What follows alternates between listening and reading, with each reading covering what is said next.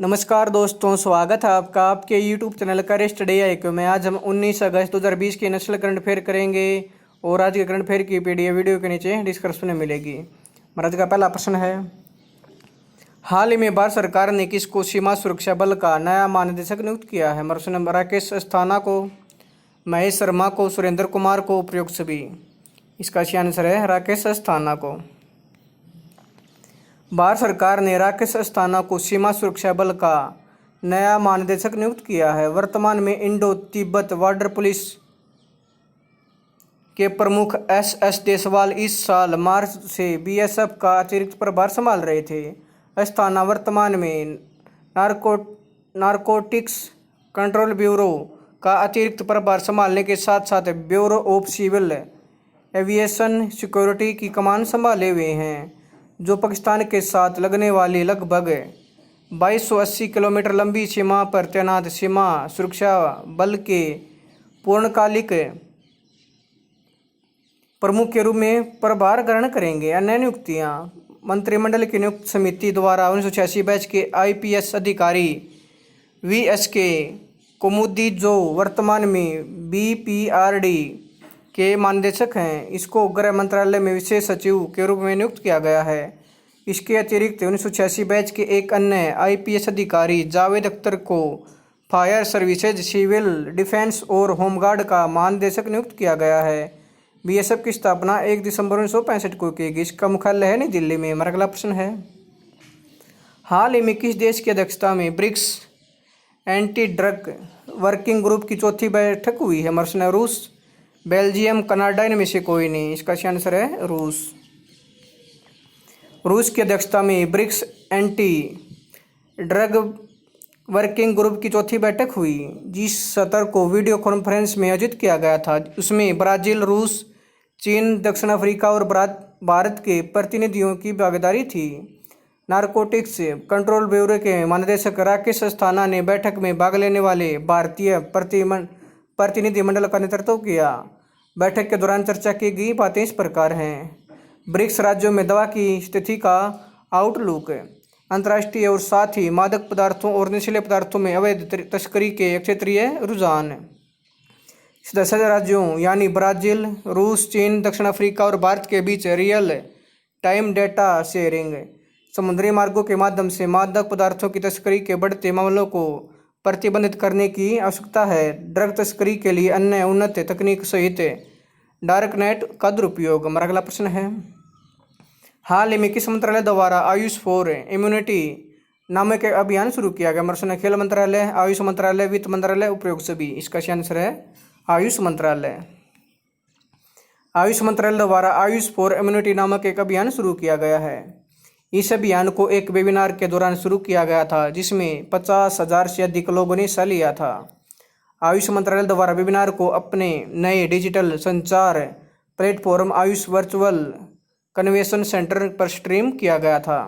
Ayush for immunity अभियान के माध्यम से आयुष मंत्रालय का उद्देश्य लोगों की प्रतिरक्षा क्षमता बढ़ाने और रोगों को रोकने के लिए विभिन्न आयुष आधारित समाधानों की शक्ति से जुड़ी महत्वपूर्ण जानकारी के बारे में लोगों को जागरूक करना है। आयुष, योग और प्राकृतिक चिकित्सा, यूनानी, सिद्ध और होम्योपैथी राज्य मंत्री हैं श्रीपाद येसो नाइक। हमारा अगला प्रश्न है, हाल ही में किस राज्य की जनता को सतत आर्थिक गतिविधि के लिए अपने समूह के साधनों से उत्पादों या सेवाओं में स्थायी व्यवसाय बनाने के लिए येलो चैन नामक एकीकृत ई कॉमर्स प्रणाली शुरू की? प्रश्न नागालैंड, ओडिशा, पश्चिम बंगाल, इनमें से कोई नहीं। इसका सही आंसर है नागालैंड। नागालैंड के मुख्यमंत्री नेफ्यू रियो ने राज्य की जनता को सतत आर्थिक गतिविधि के लिए अपने समूह के स्थानों से उत्पादों या सेवाओं में स्थायी व्यवसाय बनाने के लिए येलो चैन नामक एकीकृत ई कॉमर्स प्रणाली शुरू की है। येलो चैन के बारे में, येलो चैन राज्य के लोगों के लिए एकीकृत मंच के रूप में कार्य करेगा, जहां कोई भी विक्रेता, सेवा प्रदाता, व्यक्ति, समूह स्वयं को पंजीकृत कर सकेगा और अपने उत्पादों, ट्रेंडों, कौशल, सेवाओं आदि को अपलोड कर सकता है, ताकि नागरिकों, खरीदारों की उनकी सेवा या उत्पाद तक पहुंच हो सके। इसमें गृह सेवा, वितरण सेवा, आईटी उत्पाद और सेवाएं, टैक्सी और टैक्सी सेवा, स्वास्थ्य देखभाल और शिक्षा, फास्ट फूड और खान पान, बेकरियां और मिष्ठान, किराना स्टोर, स्थानीय उत्पाद, प्रशिक्षण, पूर्व स्वामित्व वाले उत्पाद, रियल एस्टेट, किराए आदि शामिल किए जा सकते हैं। नागालैंड के मुख्यमंत्री हैं नेफ्यू रियो और नागालैंड के राज्यपाल हैं RN रवि। हमारा अगला प्रश्न है, हाल ही में अमृतसर स्थित ई मोबिलिटी स्टार्टअप ई बाइक गो ने किस भारतीय क्रिकेटर को अपना ब्रांड एम्बेसडर बनाया? अमृतसर विराट कोहली, हरभजन सिंह, रोहित शर्मा, उपरोक्त सभी। इसका सही आंसर है हरभजन सिंह। अमृतसर स्थित ई मोबिलिटी स्टार्टअप ई बाइक गो ने भारतीय क्रिकेटर हरभजन सिंह को अपना ब्रांड एम्बेसडर बनाया है। वह कंपनी को अपग्रेड करने में मदद करने के साथ साथ कंपनी की वेबसाइट और सभी मीडिया में अभियानों में सक्रिय भूमिका निभाएंगे। इस नए एसोसिएशन और हाल ही में सरकार द्वारा घोषित की गई नई इलेक्ट्रिक व्हीकल पॉलिसी का उद्देश्य इलेक्ट्रिक मोबिलिटी के लिए बड़े पैमाने पर अपील करना, सकारात्मक और व्यापक रूप से अपनाना है, जिसे 2022 तक electric two wheeler market share 10% हो जाए। हमारा अगला प्रश्न है, हाल ही में जाने माने शास्त्रीय संगीत गायक पंडित जसराज का निधन कितने वर्ष की आयु में हो गया है? हमारा प्रश्न 90 वर्ष, 93 वर्ष, 95 वर्ष, 93 वर्ष। इसका सही आंसर है 90 वर्ष। भारतीय शास्त्रीय संगीत गायक पंडित जसराज का निधन 90 वर्ष की आयु में हो गया है। उनका जन्म 1930 में हरियाणा में हुआ था। उनके संगीत करियर की शुरुआत लगभग 8 दशकों से पहले हुई थी। उन्होंने अपने करियर के दौरान कई अंतर्राष्ट्रीय और अंतर्राष्ट्रीय पुरस्कार प्राप्त किए। पंडित जसराज को साल 1975 में भारत के चौथे सबसे बड़े नागरिक पुरस्कार पद्मश्री के साथ साथ 1987 में संगीत नाटक अकादमी पुरस्कार और 1999 में पद्म भूषण से सम्मानित किया गया था। वर्ष 2000 में भारत सरकार ने उन्हें देश के दूसरे सबसे बड़े नागरिक सम्मान पद्म विभूषण से सम्मानित किया था। हमारा अगला प्रश्न है, हाल ही में कौन 24 अगस्त 2020 को भारत का पहला बुलियन इंडेक्स बुलडेक्स लॉन्च करेगा? हमारा प्रश्न DRDO, इसरो, MCX, WHO। इसका सही आंसर है MCX। Multi commodity exchange of India 24 अगस्त 2020 को भारत का पहला बुलियन इंडेक्स बुलडेक्स लॉन्च करेगा। बुलियन यानी देश के प्रमुख कमोडिटी एक्सचेंज में सोने और चांदी का पहले से ही व्यक्तिगत वस्तुओं के रूप में कारोबार किया जा रहा है। सोने और चांदी अंडरलाइन के साथ बुलडेक्स का बाजार आकार 50 का होगा और जो नकदी निगमित वायदा अनुबंध होगा। MCX ने जुलाई में मॉक ट्रेडिंग प्रयासों में बुलियन इंडेक्स फ्यूचर्स ट्रेंड का टेस्ट किया था। MCX के बारे में, multi commodity exchange of India limited Bharat में स्थित एक 169 कमोडिटी एक्सचेंज है। इसकी स्थापना 2003 में हुई थी और यह मुंबई में स्थित है। यह भारत का सबसे बड़ा कमोडिटी डेरिवेटिव्स एक्सचेंज है। हमारा अगला प्रश्न है, हाल ही में मध्य प्रदेश के मुख्यमंत्री शिवराज सिंह चौहान ने ग्वालियर चंबल एक्सप्रेसवे का नाम बदलकर किसके नाम पर रखने की घोषणा की? हमारा प्रश्न है अब्दुल कलाम आज़ाद, अटल बिहारी वाजपेयी, सरदार भगत सिंह, इनमें से कोई नहीं। इसका सही आंसर है अटल बिहारी वाजपेयी के नाम पर। मध्य प्रदेश के मुख्यमंत्री शिवराज सिंह चौहान ने पूर्व प्रधानमंत्री अटल बिहारी वाजपेयी की दूसरी पुण्यतिथि पर ग्वालियर चंबल एक्सप्रेसवे का नाम बदलकर श्री अटल बिहारी वाजपेयी चंबल प्रोग्रेसवे करने की घोषणा की। अटल बिहारी वाजपेयी के बारे में, अटल बिहारी वाजपेयी भारत के प्रधानमंत्री बनने वाले पहले भाजपा सदस्य थे। प्रधानमंत्री के रूप में उन्होंने पहली बार 1996 से 1998 तक और फिर 1999 से 2004 तक पूरे 5 वर्षों की अवधि तक कार्य किया था। उनके कार्यकाल के दौरान 1998 में राजस्थान के पोखरण में परमाणु परीक्षण किया गया था।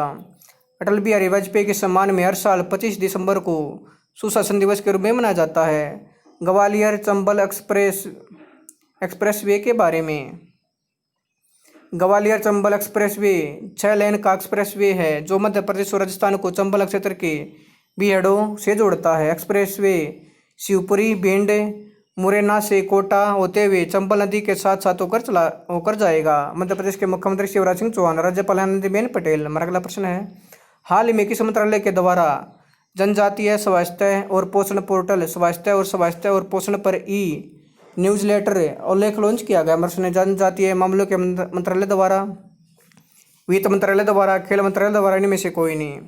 इसका सही आंसर है जनजातीय मामलों के मंत्रालय द्वारा। जनजातीय मामलों के मंत्रालय द्वारा जनजातीय स्वास्थ्य और पोषण पोर्टल स्वास्थ्य और पोषण पर न्यूज़लेटर आलेख लॉन्च किया गया है।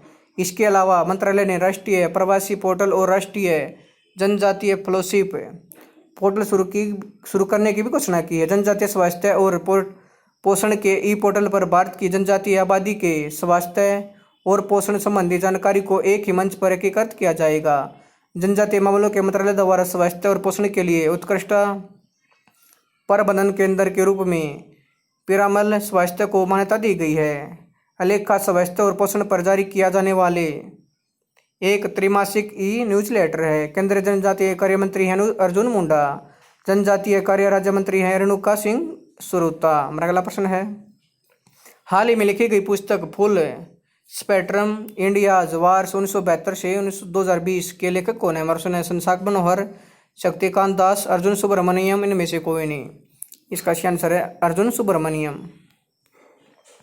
सेवानिवृत्त air vice marshal Arjun Subramaniam द्वारा full spectrum India's war 1972 to 2020 शीर्षक एक नई किताब लिखी गई है। यह उनकी पहली पुस्तक India's war a military history 1947 to 1971 की अगली कड़ी है। यह पुस्तक समकालीन भारत में दशकों से चले आ रहे युद्ध और व्यापक संघर्ष का वर्णन करती है। इसे ऊपर Collins publishers India private limited द्वारा प्रकाशित किया जाएगा। किताब के बारे में, इस पुस्तक में सभी प्रमुख ऑपरेशन शामिल हैं जिन्हें सशस्त्र बलों द्वारा अंजाम दिया गया, जिसमें 1999 का कारगिल युद्ध, पूर्वोत्तर में उग्रवाद और जम्मू कश्मीर में आतंकवाद और संध युद्ध, पंजाब में अलगाववादी हिंसा, भारतीय शांति सेना का श्रीलंका में हस्तक्षेप और नियंत्रण रेखा और वास्तविक नियंत्रण रेखा पर नियंत्रण तनाव शामिल हैं। दोस्तों, अगर आपको यह वीडियो पसंद आए तो आप मेरे यूट्यूब चैनल करिश स्टडी IQ को लाइक करें, इस चैनल को सब्सक्राइब करो, इसके बेल आइकन को दबा दें ताकि आने वाले हर एक वीडियो का नोटिफिकेशन आपको टाइम पे मिलता रहे। धन्यवाद दोस्तों।